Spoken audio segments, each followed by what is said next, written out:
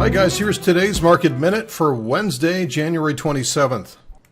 Now the FOMC policy release came out about 15 minutes ago, and so far the reaction is negative. We had an initial positive move, and then typically what we see is kind of a fake out move, and now we seem to be heading down. Although the day is certainly not over, we have another hour and a half left to trade.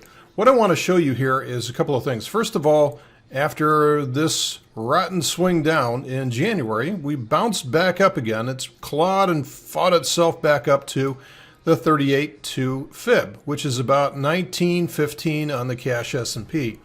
Okay, and what we've seen also is we've seen a move to a 78-minute uptrend with higher highs and higher lows. So this is why we have that daily swing, is because the 78-minute chart has moved into an uptrend. But what we've also talked about is these fib levels, I believe, are going to be overhead resistance, whether it's 38.2, 50%, or maybe as high as the 61.8.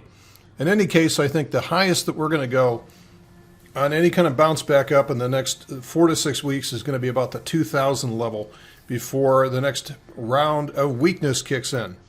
So what most people want to know, though, right now is whether or not this 38.2 level is going to be it for now. And if that's the case, then they want to start to load up again, either with not necessarily long puts. We're really not that far off the bottom right now, and implied volatility is still a little bit elevated.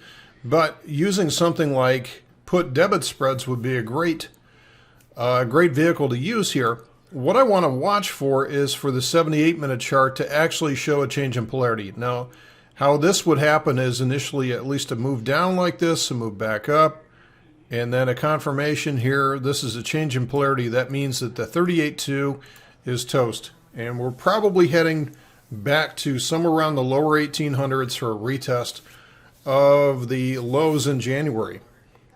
Now, just from a fractal perspective, again, you can't see much of the monthly chart on the left-hand side here, but we have a huge amount of energy here, and this could just be the start of the move. The weekly chart has made a very, very strong move, and normally this would exhaust itself if it keeps on going lower or holds back. So this is why we're seeing some nonlinear energy come into this. But what we might be seeing is the daily chart bopping around in this area just enough to be able to get up to 55 to 60 or so. And then the next swing down happens, and then this would finally bury the weekly chart. And when that happens, we would expect to see probably a multi-month counter trend rally, a corrective rally. It's going to be very strong, however, ultimately doomed to fail more than likely.